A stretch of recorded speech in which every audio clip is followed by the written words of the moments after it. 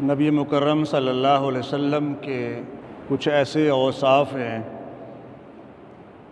جو صرف اور صرف آپ میں پائے جاتے ہیں اور آپ کے علاوہ کسی میں بھی نہیں پائے جاتے ہیں، حتیٰ کہ نبیوں رسولوں میں بھی وہ اوصاف موجود نہیں ہیں۔ ان میں سے کچھ اوصاف کا ذکر میں نے پچھلے خطبے میں کیا تھا کہ قرآن مجید میں جو نبی علیہ السلام کے امتیازی اوصاف بیان کیے گئے ہیں ان کا ذکر ہوا تھا کہ آپ علیہ السلام کا نام نامی اسم گرامی احمد، آپ اسم با مسمہ ہیں، آپ کو تمام نبیوں سے افضل قرار دیا گیا اور تمام نبیوں سے کہا گیا کہ اگر تمہارے ہوتے ہوئے وہ رسول آ جائے تو تم نے اس پر ایمان لانا ہے، اور پھر آپ پر دین کو مکمل کیا گیا، آپ کی امت کو تمام امتوں سے بہتر قرار دیا گیا، آپ کو تمام انسانوں اور تمام جنوں کے لیے رسول بنا کر مبعوث کیا گیا، آپ خاتم النبیین ہیں، آپ رحمت للعالمین ہیں، اور آپ کے ذکر کو اللہ تعالی نے بلند کیا ہے، اور آپ کے اشارے سے چاند کو 2 ٹکڑے کر دیا گیا تھا۔ آپ تمام لوگوں پر گواہی دیں گے، آپ عالمگیر پیغمبر ہیں، آپ کی عمر کی قسم اللہ تعالیٰ نے اٹھائی ہے، اور آپ پر نازل ہونے والی کتاب کی حفاظت کی ذمہ داری خود لی ہے۔ آپ کو اللہ تعالیٰ نے الکوثر عطا فرمایا ہے، یعنی حوض کوثر سے نوازا ہے، اور آپ کا نام نامی اسم گرامی محمد، آپ کے علاوہ کسی بھی نبی کا یہ نام نہیں ہے، اور آپ کے علاوہ جن جن کے یہ نام ہیں وہ صرف نام ہیں، اور آپ کا نام بھی ہے اور صفت بھی ہے، یعنی آپ اسم با مسمہ ہے۔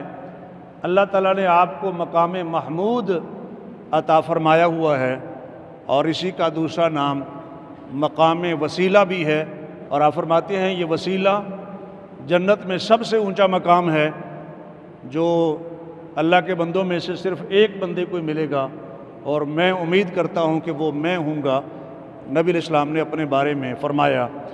اور پھر آپ علیہ السلام کو اللہ تعالیٰ نے معراج کروایا ہے، اور یہ امتیازی وصف بھی صرف اور صرف آپ ہی کا ہے علیہ الصلاۃ والسلام۔ یہ تو وہ گفتگو ہے جو میں نے پچھلے خطبے کے اندر تفصیل کے ساتھ کی تھی، قرآن پاک کے ریفرنس کے ساتھ اور آیات کے حوالوں کے ساتھ۔ آپ علیہ السلام کے کچھ امتیازی اوصاف ہیں جو احادیث مبارکہ میں بیان ہوئے ہیں۔ اسراء و معراج کے واقعے میں نبی علیہ السلام فرماتے ہیں میں نے حضرت موسیٰ علیہ السلام کو دیکھا، حضرت عیسیٰ علیہ السلام کو دیکھا، حضرت ابراہیم علیہ السلام کو دیکھا کہ وہ نماز پڑھ رہے تھے۔ حانت الصلاۃ فاممتہم، صحیح مسلم کی حدیث ہے، جب نماز کا وقت ہوا تو میں نے نبیوں کی امامت کروائی۔ تو اس اعتبار سے امام الانبیاء ہونا یہ صرف اور صرف آپ علیہ السلام کا وصف ہے جو حدیث کی معتبر کتاب کے اندر موجود ہے۔ اور ایک حدیث میں یہ بھی ہے، یہ ترمذی کی روایت ہے، اذا کان یوم القیامہ، جب قیامت کا دن ہوگا، کنت امام النبیین و خطیبہم، میں سارے نبیوں کا امام ہوں گا اور ان کا خطیب ہوں گا، وصاحب شفاعتہم، اور ان کی شفاعت کروں گا، یعنی لوگوں کی شفاعت کروں گا، غیر فخر، یہ بات میں فخر سے بیان نہیں کر رہا، مطلب یہ کہ اللہ تعالیٰ نے مجھے جو حکم دیا ہے یہ بات کہنے کا، تو میں اللہ کے حکم سے، اللہ کی وحی سے یہ بات تمہیں بتا رہا ہوں۔ آپ علیہ السلام کا امتیازی وصف یہ بھی ہے کہ جنت میں آپ کی امت سب سے زیادہ ہوگی، دنیا میں بھی آپ کے پیروکار سب سے زیادہ ہیں، اور جنت میں بھی انا اکثر الانبیاء تبعا یوم القیامہ، فرمایا قیامت کے دن بھی سب سے زیادہ وہ لوگ ہوں گے جو میرے پیروکار ہیں۔ اسی حدیث میں یہ بھی ہے کہ وَأَنَا أَوَّلُ مَنْ يَقْرَأُ بَابَ الْجَنَّةِ، اور میں سب سے پہلا شخص ہوں گا جو جنت کا دروازہ کھٹکھٹاؤں گا، اور یہ بھی آپ کا ہی وصف ہے، نبیوں کا بھی یہ وصف نہیں ہے، اور آپ سمجھ رہے ہیں کہ میں آپ علیہ السلام کی ان صفات کا ذکر کر رہا ہوں جو صرف اور صرف آپ کا ہی خاصہ ہے، یعنی آپ کے ساتھ خاص ہیں وہ اوصاف۔ اور ایک حدیث میں یہ ہے کہ میں جب جنت کے دروازے پر دستک دوں گا تو پوچھا جائے گا من انتا، آپ کون ہیں، یعنی دستک دینے والا کون ہے، تو میں کہوں گا محمد۔ جب دروازے پر دستک دی جاتی ہے تو کوئی پوچھے کون ہے تو یہ نہیں کہتے ہیں کہ میں ہوں، اپنا معروف نام بتاتے ہیں۔ تو وہاں پر بھی جنت کا دروازہ کھلوانے کے لیے آپ سے پوچھا جائے گا کون ہے، تو آپ فرمائیں گے محمد ہوں۔ تو دربان جنت آگے سے کہے گا کہ آپ کے بارے میں ہی ہمیں حکم ملا ہے کہ کسی اور کے لیے جنت کا دروازہ نہیں کھلنا، کسی اور کے لیے جنت کا دروازہ آپ نے نہیں کھولنا، محمد آئیں گے تو ان کے لیے دروازے کو کھولنا ہے۔ تو آپ علیہ السلام فرماتے ہیں کہ میرے لیے یہ جنت کا دروازہ کھولا جائے گا۔ آپ علیہ السلام فرماتے ہیں فَأَكُونُ أَوَّلَ مَن يُجِيزُ، میں سب سے پہلا وہ شخص ہوں گا جو صراط سے پار گزروں گا۔ یہ پل صراط جو عوامی بولی ہے، اصل میں جہنم کے اوپر وہ ایک راستہ ہے، اور راستے کو عربی زبان میں صراط کہتے ہیں۔ کیونکہ راستے کی نوعیت پل جیسی ہوگی اس لیے اس کو جسر یا پل بھی کہا جاتا ہے، اور ہم عوامی بولی میں پل صراط اس کو کہہ لیتے ہیں سمجھنے سمجھانے کے لیے۔ تو فرماتے ہیں کہ سب سے پہلے میں اس سے پار اتروں گا۔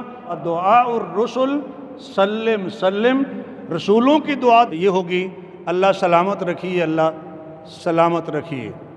اور جب رسولوں کی زبان پر سلم سلم کے الفاظ ہوں گے تو آپ فرماتے ہیں میں سب سے پہلے پل صراط سے پار اتروں گا۔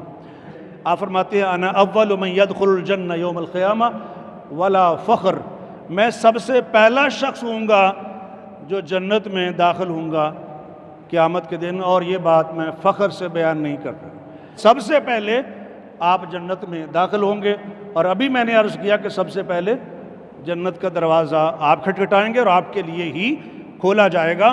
اور دوسری حدیث میں یہ وضاحت بھی ہے کہ داخل بھی سب سے پہلے آپ ہی ہوں گے، اس اعتبار سے یہ آپ کا خاصہ ہے۔ حدیث پاک میں آتا ہے کہ مجھے جامع کلمات دیے گئے، بعثت بجوامع الکلم، بعثت بجوامع الکلم، مجھے جامع کلمات دیے گئے ہیں۔ مطلب یہ کہ جملے تھوڑے ہوتے ہیں اور معنی ان کے اندر بہت زیادہ ہوتے ہیں، تھوڑے الفاظ تھوڑے ہوتے ہیں اور معنی ان کے اندر بہت زیادہ ہوتے ہیں، یعنی فصاحت و بلاغت سے آپ کو نوازا گیا ہے۔ اور اگر ایسی احادیث اگر جمع کریں آپ تو آپ کو ایک ایک حدیث کے اندر ایک پورا علم کا سمندر نظر آئے گا۔ مثال کے طور پر انما الاعمال بالنیات، کون سا عمل ہے جس عمل سے اس حدیث کو آپ الگ کر سکتے ہیں؟ انما الاعمال بالنیات چند الفاظ ہیں لیکن ہر عمل میں اس کا عمل دخل ہے۔ تو خیر مثالیں دینے کا اور وضاحت کا وقت نہیں ہے، میں صرف امتیازی اوصاف کی نشاندہی کر رہا ہوں تاکہ ہمارے دلوں کے اندر نبی علیہ السلام کا مقام و مرتبہ اجاگر ہو، ہمارے دلوں میں آپ کی محبت میں اضافہ ہو، تاکہ ہم آپ کی پیروی کرنے میں اور آپ کے دین کو اپنانے میں اور اس پر عمل کرنے میں توجہ دیں۔ اور یہ جتنا زیادہ کسی کا تعلق ہوگا پیغمبر علیہ السلام کے ساتھ وہ اتنا ہی اس کے لیے بہتر ہوتا ہے۔ آپ کے اوصاف میں سے یہ بھی ہے، یعنی امتیازی اوصاف میں سے وَأَوَّلُ مَن يَنشَقُّ عَنْهُ الْأَرْضُ، آپ فرماتے ہیں سب سے پہلے میں اپنی مبارک قبر سے باہر آؤں گا۔ قیامت قائم ہوگی، سب لوگ ختم ہو جائیں گے، اور دوبارہ جب اللہ قبروں سے اٹھائے گا تو سب سے پہلے جو شخص اپنی قبر سے باہر آئے گا اس کا نام ہے محمد صلی اللہ علیہ وآلہ وسلم، اول من ينشق عنہ الارض۔ اور اسی وجہ سے غالباً آپ علیہ السلام کو حاشر کہا جاتا ہے، اور یہ وضاحت میں نے کسی اور خطبے میں کر دی تھی کہ میں حاشر ہوں، اور حاشر کون ہوتا ہے؟ الذی یحشر الناس لقدمی، حاشر وہ ہوتا ہے جس کے قدموں پر لوگوں کا حشر ہو، جس کے قدموں پر لوگوں کا حشر ہو، یعنی وہ اٹھ گیا ہے، قبر سے باہر ہے اور لوگ بعد میں اٹھیں گے، گویا کہ آپ کے قدموں سے اٹھ رہے ہیں۔ اور جس کا وصف یہ ہو اس کو حاشر کہتے ہیں، اور اسماء الرسول میں سے حاشر بھی ہے، وَأَنَا الْحَاشِرُ الَّذِي يُحْشَرُ النَّاسُ عَلَى قَدَمَيْهِ۔ پھر آپ کے امتیازی اوصاف میں سے یہ چیز بھی ہے کہ وہ لوگ جو بغیر حساب کے جنت میں جائیں گے، آپ کی امت کے لوگ سب سے زیادہ ہوں گے۔ بغیر حساب کے جنت میں جانے والے کس امت کے لوگ زیادہ ہوں گے؟ تو وہ ہوں گے امت محمدیہ علی صاحب صلاۃ والسلام کے لوگ سب سے زیادہ ہوں گے۔ اور بعض روایات میں تفصیل بھی ہے، لیکن صحیح بخاری کی صرف ایک روایت کا اشارہ کرتا ہوں۔ آپ فرماتے ہیں کہ لوگ جب آئیں گے تو اپنے اپنے نبیوں کے ساتھ آئیں گے، اور جو میرے امتی ہوں گے بڑی تعداد میں ہوں گے۔ آپ فرماتے ہیں ہؤلاء سبعون الفا قدامہم لا حساب علیہم ولا عذاب، یہ امت ہے ساری کی ساری نبی علیہ السلام کی، اور ان کے ہراول دستے میں وہ لوگ موجود ہیں، یعنی ان کو جو لیڈ کر رہے ہیں، جو سب سے آگے ہیں، وہ 70,000 وہ لوگ ہیں اس امت کے جن پر نہ تو کوئی حساب ہے نہ عذاب ہے، کوئی عذاب، معمولی عذاب بھی نہیں ہوگا، اور نہ ان کا حساب ہوگا، پوچھ گچھ بھی نہیں ہوگی۔ اور یہ بھی حدیث میں ہے جس سے پوچھا گیا وہ تو مارا گیا، یہ کیا ہے کیوں کیا ہے، یہ کیوں نہیں کیا، جس سے یہ پوچھ لیا گیا وہ مارا گیا۔ اس لیے اللہ سے آسان حساب کی دعا کرنی چاہیے، اللہم حاسبنی حسابا یسیرا، اور اس آسان حساب کا ذکر سورۃ انشقاق کے اندر بھی موجود ہے، تفصیل پھر کبھی عرض کروں گا۔ آپ فرماتے ہیں لا تجعلوا بیوتکم قبورا، اپنے گھروں کو قبریں نہ بناؤ، مطلب یہ کہ گھر میں بھی نماز پڑھا کرو، نوافل وغیرہ گھر میں ادا کیا کرو، سنتے گھر میں ادا کیا کرو، فرائض مسجد میں ہوتے ہیں، لیکن گھروں کو قبریں نہ بناؤ، وہاں بھی نماز پڑھو، یعنی نماز کی برکت سے تمہارے گھروں میں خیر و برکات نازل ہوں۔ وَلَا تَجْعَلُوا قَبْرِي عِیدًا، اور میری قبر کو میلہ نہ بنانا، وَصَلُّوا عَلَيَّ، آپ کا خاصہ، وَصَلُّوا عَلَيَّ، مجھ پر درود پڑھو، فَإِنَّ صَلَاتَكُمْ تَبْلُغُنِي حَيْثُ كُنْتُمْ، تمہارا درود پڑھنا مجھے پہنچ جائے گا، تم جہاں سے بھی درود پڑھو گے۔ توجہ فرمائیے گا،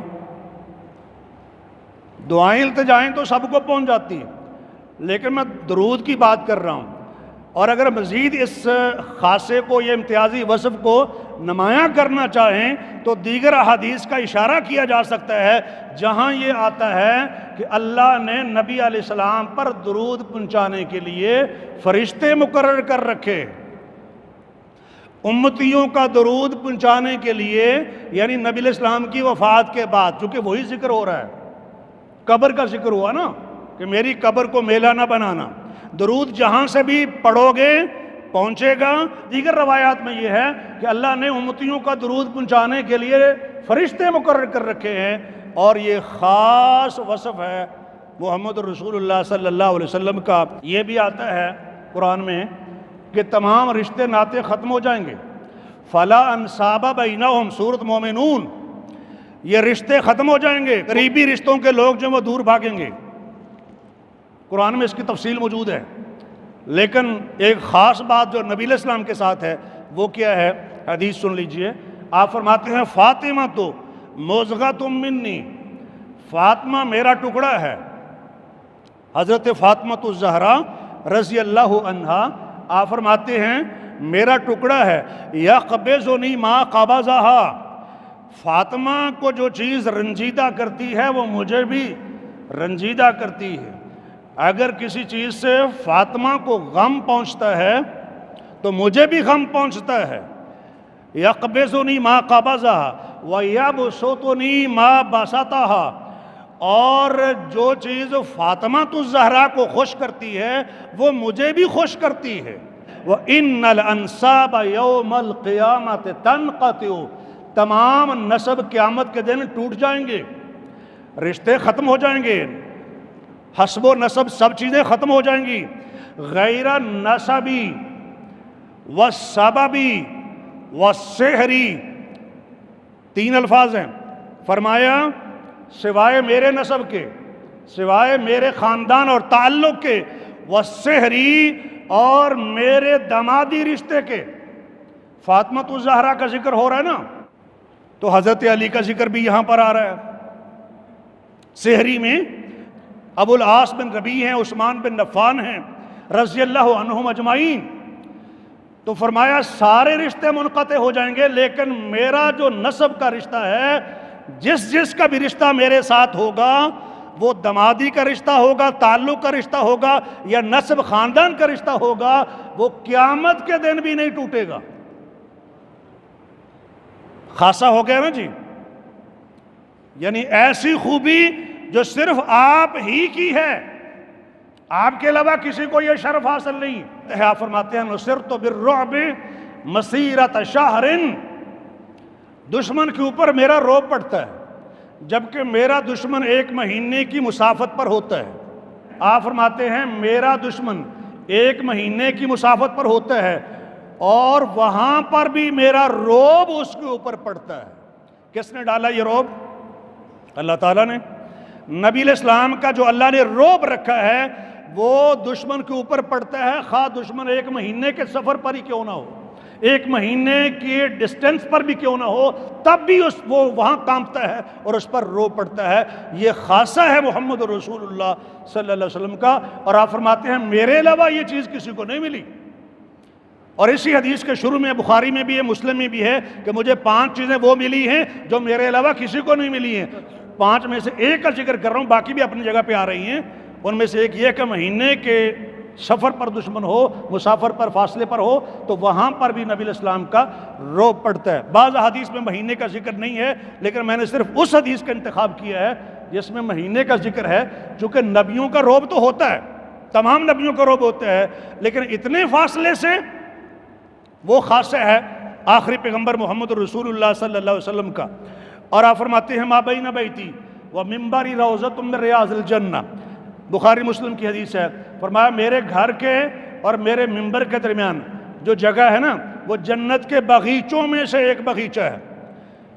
اس میں منبر بھی شامل ہے، گھر بھی شامل ہے، درمیان والی جگہ تو ہر ایک کو سمجھ آتی ہے کہ وہ شامل ہی ہے۔ ما بین بیتی و منبری روضۃ من ریاض الجنہ، جنت کی کیاریوں میں سے ایک کیاری ہے وہ۔ اور یہ شرف اللہ نے کس کو عطا فرمایا؟ محمد رسول اللہ صلی اللہ علیہ وسلم کو، آپ کے گھر کو، آپ کے منبر کو، اور درمیان والی اس کیاری کو، اس باغیچے کو یہ مقام اللہ نے عطا فرمایا۔ اور وہ حدیث جس کا میں بھی اشارہ کر رہا تھا، بخاری مسلم کی حدیث، اس میں یہ بھی ہے وَجُعِلَتْ لِيَ الْأَرْضُ مَسْجِدًا وَطَهُورًا، میرے لیے اللہ نے ساری زمین کو مسجد بنا دیا ہے اور پاک کرنے کا ذریعہ بنا دیا ہے۔ مسجد کا معنی یہ ہے کہ جس طریقے سے پہلی شریعتوں میں عبادت کرنے کے لیے عبادت گاہ میں جانا ضروری تھا، ہماری شریعت میں یہ پابندی نہیں ہے۔ جس ملک میں، جس علاقے میں، جس خطے میں جس جگہ پر مسجد نہ بھی ہو، وہاں بھی مومن پاک جگہ پہ نماز پڑھ لے تو ہو جاتی ہے۔ وہ اس وجہ سے نماز نہیں چھوڑے گا کہ مسجد نہیں تھی، وہ وہاں پڑھ لے۔ لیکن باقی مذاہب کے لوگوں کو آپ جانتے ہیں اپنے معبد میں آنا پڑتا ہے، اپنے چرچ میں آنا پڑتا ہے، اپنے ٹیمپل میں آنا پڑتا ہے عبادت کرنے کے لیے، ورشپ کے لیے۔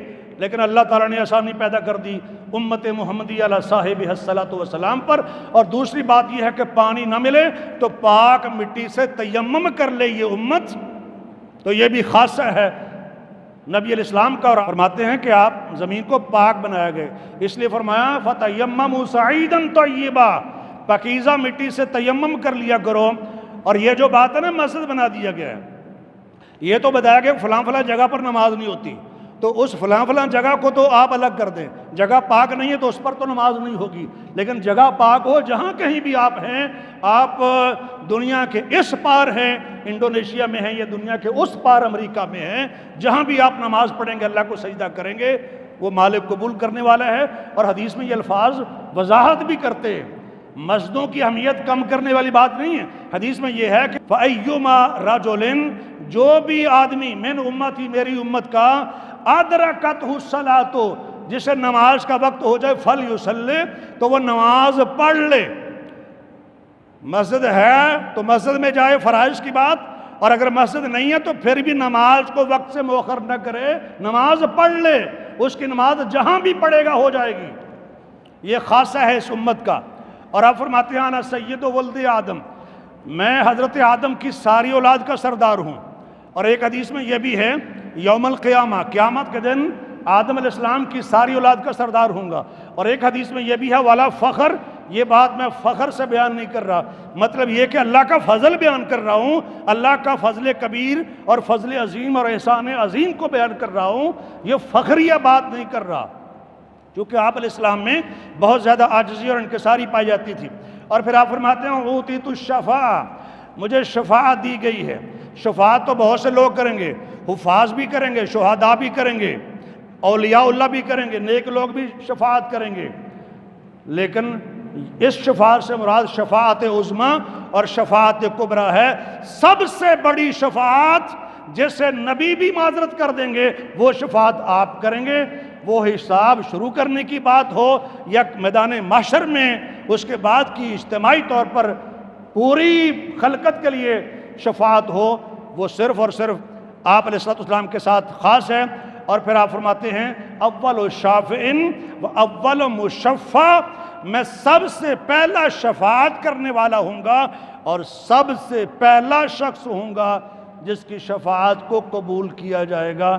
شفاعت کی بھی جائے گی اور مانی بھی جائے گی۔ وہ شافع بھی ہیں اور مشفع بھی ہیں۔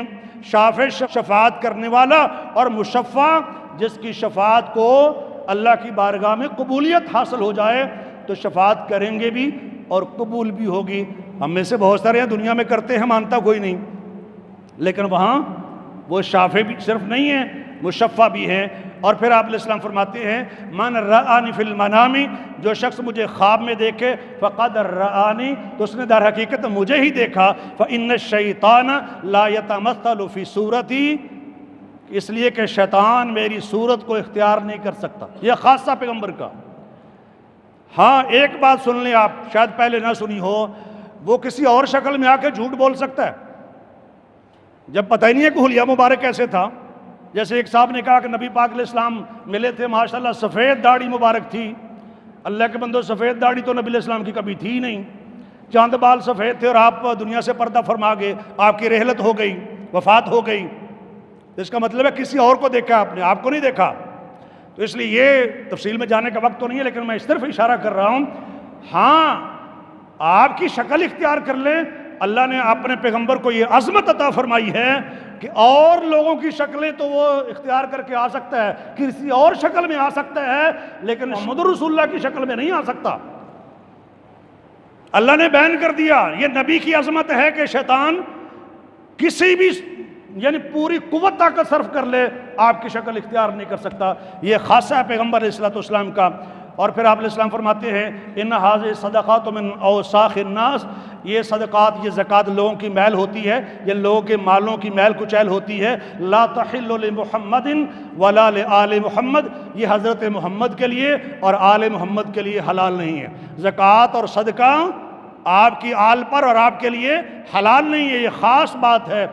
ہاں جو چیز حلال ہے وہ کیا ہے؟ فرمایا احلت لی المغانم ولم تحل لاحد قبلی، میرے لیے مال غنیمت حلال کیا گیا ہے اور مجھ سے پہلے کسی پیغمبر کے لیے بھی مال غنیمت حلال نہیں کیا گیا تھا۔ جب کسی پیغمبر کے لیے نہیں کیا گیا تو پہلے کسی امت کے لیے کیسے حلال ہو سکتا تھا؟ تو یہ خاصہ ہے پیغمبر کا اور اس امت کا، امت محمدی علیہ صاحب الصلاۃ والسلام کا۔ ایک ہستی ہے دنیا میں، یعنی انسانوں میں صرف ایک اللہ کا بندہ ہے جس کے بارے میں قبر میں بھی پوچھا جائے گا۔ منکر نکیر قبر میں آ کے پوچھتے ہیں ما کنت تقول فی ھذا الرجل، اس آدمی کے بارے میں تو کیا کہا کرتا تھا؟ تو وہ وہی کہے گا جو کہا کرتا تھا، ہوا عبد اللہ ورسولہ، وہ اللہ کے بندے اور اس کے رسول ہیں۔ اشہد ان لا الہ الا اللہ واشہد ان محمدا عبدہ ورسولہ، یہ آپ علیہ السلام کا خاصہ ہے۔ ہر انسان کے ساتھ ایک جن بھی ہوتا ہے، ہر انسان کے ساتھ اس کا ہمزاد کہتے ہیں، ایک جن بھی اس کے ساتھ ہوتا ہے جو اسے برائی کا حکم دیتا ہے۔ لوگ پوچھتے ہیں یا رسول اللہ آپ کے ساتھ بھی ہے؟ فرمایا ہاں میرے ساتھ بھی ہے، الا ان اللہ اعاننی علیہ، لیکن اللہ نے مجھے اس پر غلبہ دے دیے ہے۔ یہ صرف ایک ہستی ہے، مجھے اللہ نے اس پر غلبہ دے دیا ہے۔ فاسلم، تو وہ مسلمان ہو گیا ہے۔ ایک معنی تو یہ ہے، دوسرا معنی یہ ہے فاسلموا، تو میں محفوظ رہتا ہوں، اللہ نے مجھے اس سے محفوظ رکھا ہوا ہے۔ اب وہ جو جن شیطان تھا نا، فلا یأمرنی الا بخیر، مجھے سوائے خیر کے اور کوئی حکم نہیں دے سکتا۔ کمال نہیں ہو گیا کہ شیطان ہو اور وہ خیر کے علاوہ کوئی حکم نہ دے سکے؟ کیوں نہ حکم دے سکے؟